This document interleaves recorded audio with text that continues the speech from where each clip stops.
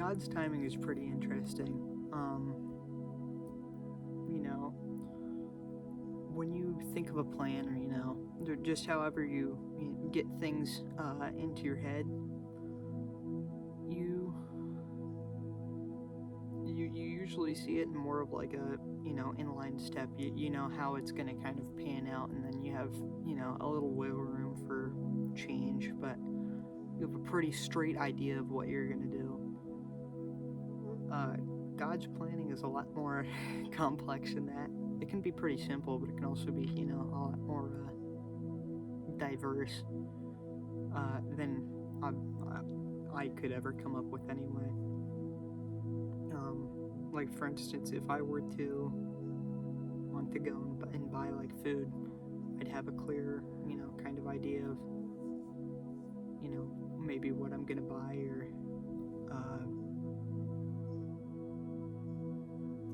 where I'm gonna go and buy it, and how I would get home. Sorry, I'm a little distracted at the moment. Then I would think, maybe who I'm getting it for, or how I'm gonna eat the food, or I don't know. There's a lot of things that can be planned out in forethought. But with God, it's a lot of blind faith that you have to wade your way through to get to the end result of whatever He had planned for you. And it can be really uncomfortable at times. You could be doing things you never thought you would end up doing, or connecting or disconnecting with people you never thought you would. And that's just the way it is. It can be very comfortable or very uncomfortable depending on how shallow or deep your connection with God is. And you have to understand that sacrifices have to be made, and they may be uncomfortable at first, but I promise that over time a lot of those changes that you make can end up feeling a lot more like you can be a lot grateful for that kind of change. Like I never thought I would be disconnecting from certain people in my life that I did, or I guess growing a deeper connection with other people. But that's just the the way it went, and I'm pretty grateful because I'm able to grow more because of it, socially and spiritually. And I would have never been able to make those kind of, I guess, actions or plans myself, because they would seem so like random or unnecessary. But the truth of the matter is that you never really know until you do. And it's really easy to go back into the past and look at things and be like, oh, well, I should have really done this, or I don't know why I ever thought that. But a lot of it is just blindness in the past. You're not going to be able to see when you're blind. That's just a true statement. But when you can see, it's very evident how blind you were, and you can clearly see what you should have done, or how you feel you should have done it anyhow. But you just kind of have to give yourself a little bit of grace, like that. There's not really a way you would have known, and you didn't. So that's just case closed. No need to worry about stuff that already happened, because it's like it's that whole idea of worry about the. I can't remember what the phrase was. That's what I was looking for. I was starting to say like term, but the worry about what you can change or deal with, and what you can't just put out of mind. And I definitely can say that I'm a lot more at peace now than I used to be because of that. Like I used to worry about all kinds of stuff that I thought may have been happening or has happened, or worrying about the future and what I can or cannot do. But I mean, it's all gonna work out the way it's gonna work out. Like, I think a little bit of worry in your life is smart, like, worrying about how you're gonna take over the next thing, and like worrying about your future in an educational or mental kind of sense. Like, am I gonna go to college, or am I gonna try and like beat the rat race and do some other thing? And I definitely think that's a choice you can make, and I think it definitely works out for some people, but just give it some real thought. Like, I think that's a good kind of worry. But when you're worrying about past or future things, worry about it a very select amount, because you'd be surprised like how quick you figure out things. And after you do, like, worrying about it more and more just kind of gives you more anxiety and stress over it more than anything. I can say I had social things that I would worry about a lot. And you get to a plateau of it. You worry and you worry, and you kind of find a new thing that you hadn't thought about before. And then I'd continue worrying, trying to, like, I guess, gather myself or think of more information that could be, useful to me. But you really don't. You usually, rarely you find something, and once you find something, that's usually it. I can't say that I've ever thought about something, realized something, or discovered, like, just a idea or solution to it mentally, and then continued to worry and found more. You usually get one and you're done, or none at all.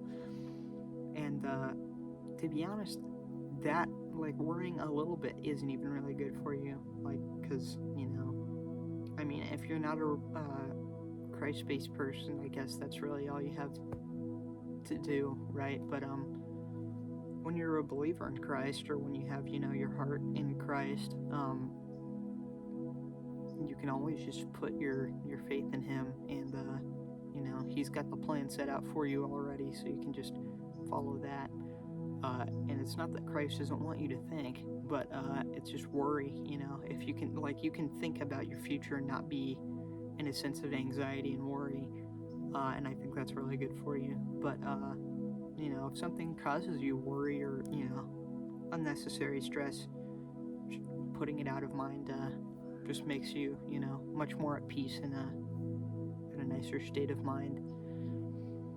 And I can for one say that's how I feel with a lot of things now that I didn't used to. Like, I'd usually have about an hour to half an hour, depending on how I was feeling, every night, kind of, not necessarily I didn't want to think about it, but just kind of dedicated to, like, worrying about people around me, or things that I did, or things that I should do. And that wasn't just for like a month or a year. That was for the majority of my life. And I bet you a lot of people can say that they experience that as well.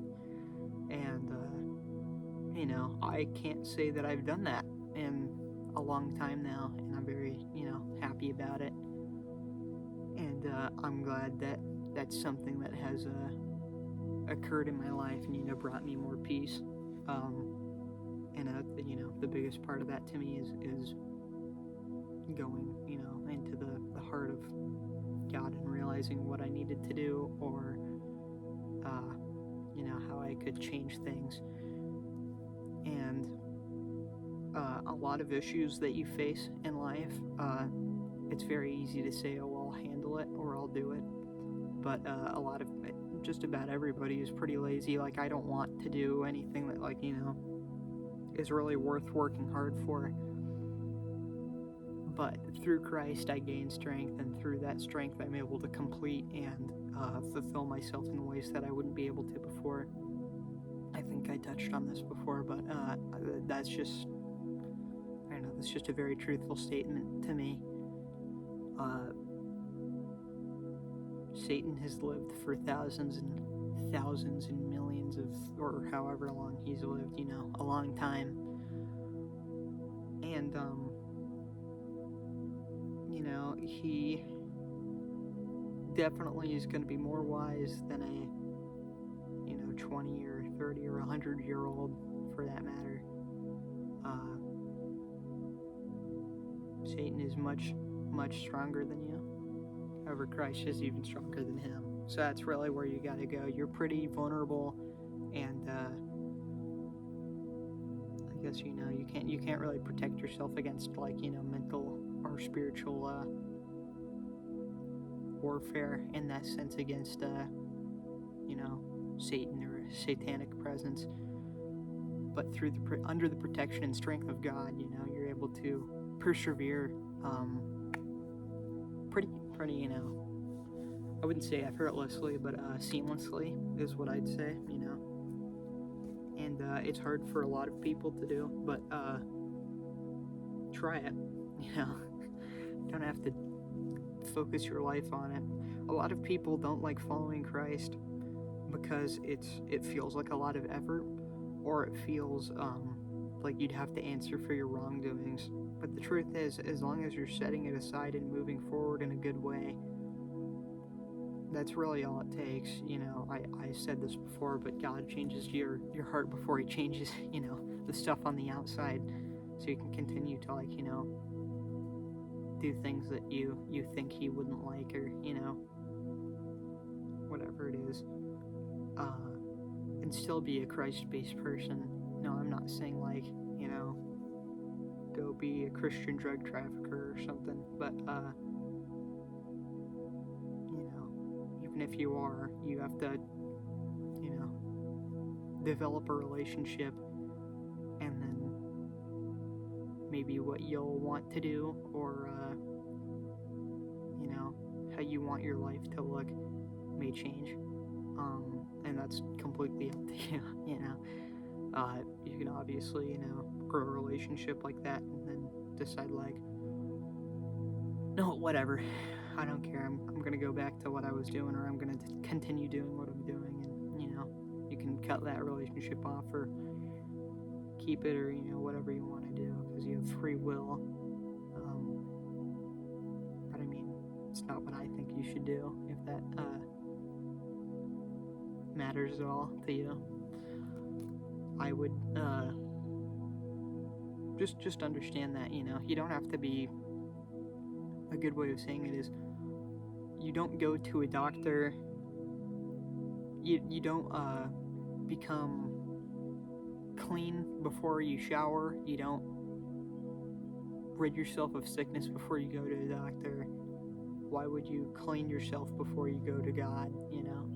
Come to him in humility and filth or dirt, or however you want to call it, mental or physical sinfulness, and he'll wash you of your sins and bring you to a better light.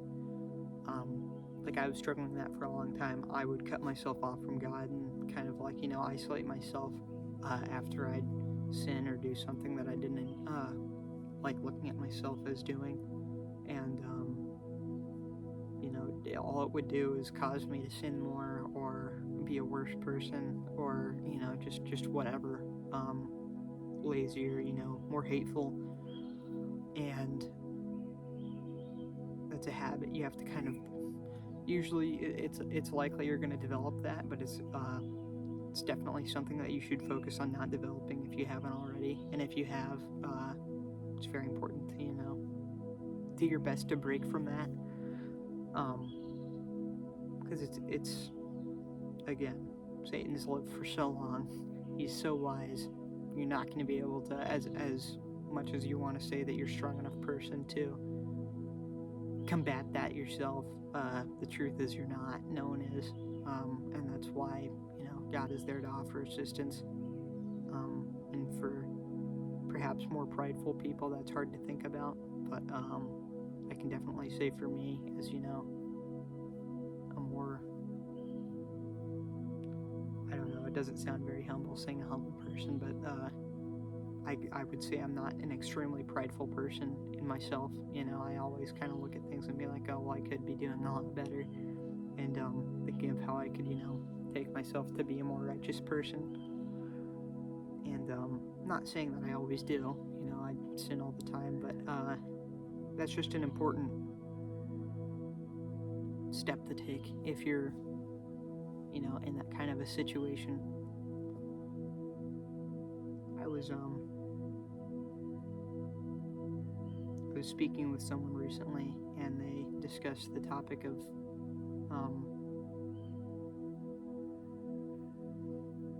I think it was what hell was kind of like, and it was like, oh well, they put it in a way where it didn't make a whole lot of sense to me. It was like, well, hell, do you want me to describe to you what I think hell is or how I feel about it? And I was like, oh, well, just, what do you think it's like? And he's like, well, I can't even remember what he said, but it just didn't make a lot of sense to me. And I brought up the argument that it was like, well, hell isn't necessarily like, a pit of fire. It's never described that way in the Bible. However, it's really only description is like,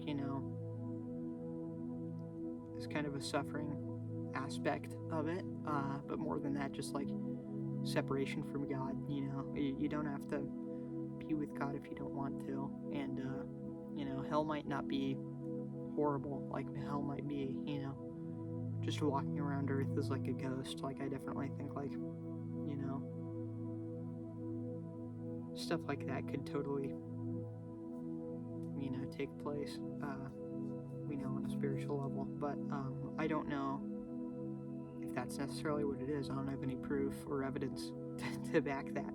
But I'm saying the Bible doesn't really describe it as anything more than separation from God.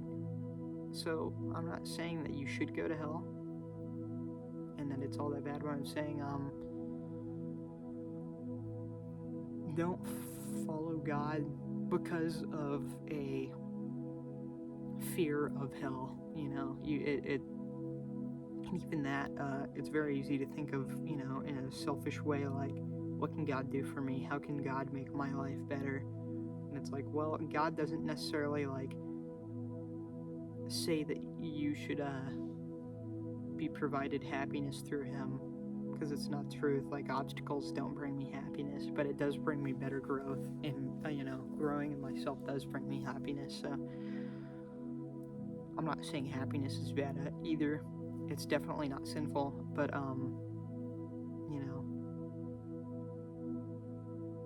growth is really the biggest part. You should be doing it so that way you feel closer to God, and that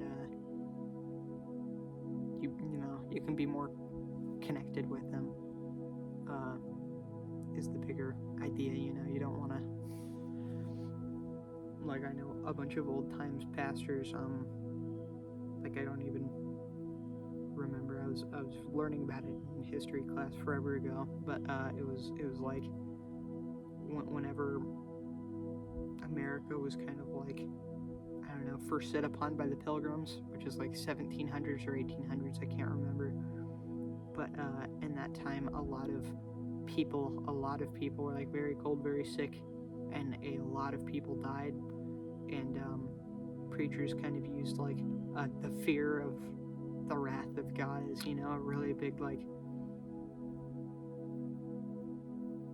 I guess motivator to, continue to work even in, the state that they were in. And, it's just really not a way you should look at, going towards God. And again, that's another way that I can say, like, religion is not what you should look at. Like, religion was used to justify the Holy Crusades, and even Holocaust was kind of, it wasn't a Christian or Catholic Catholic or anything like that, like kind of justified desecration of people. But I think it was a Judaism kind of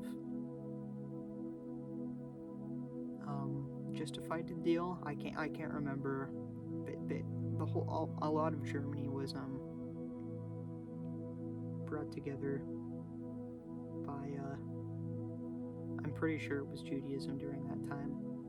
I'm not saying that Hitler believed in that at all, because he he hated the church and a lot of stuff based around that, but I'm pretty sure it was Judaism. It really doesn't matter, but like all kinds of religions around the world, from the beginning of civilization to now, were used to justify a lot of horrible things. I don't think that's right at all, and that's why you follow Christ more than anything. That's why I'm not saying that's exactly why I don't go to church, but that's definitely why I think you should never follow religion, is because it can justify a whole lot of evil through an idea or like a understanding of good. So anyway, yeah, that's about all I can come up with to talk about today. Obviously, I hope you're doing well, and I hope whatever problems you're dealing with, I hope you get through it, whatever it might be, financial, spiritual, health-wise, physical. I've had people are getting cancer left and right, it turns out, and it stinks that, all you can really do is pray for those people. Like, you wish you could do something physically to, like, give them money for better treatment or whatever, but there's just kind of a limit to, how much can be done about anything. So, I'm just praying for you, whatever it is.